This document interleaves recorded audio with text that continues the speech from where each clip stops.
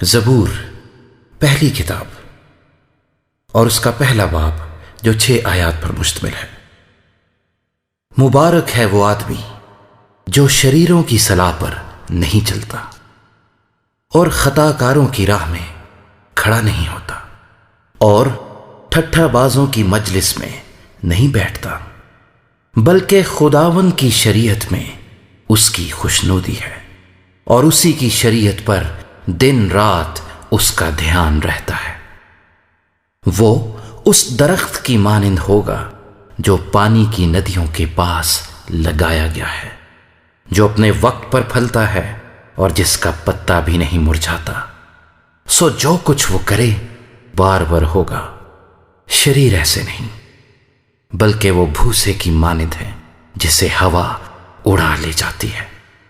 اس لیے شریر عدالت میں قائم نہ رہیں گے، نہ خطا کار صادقوں کی جماعت میں، کیونکہ خداوند صادقوں کی راہ جانتا ہے، پر شریروں کی راہ نابود ہو جائے گی۔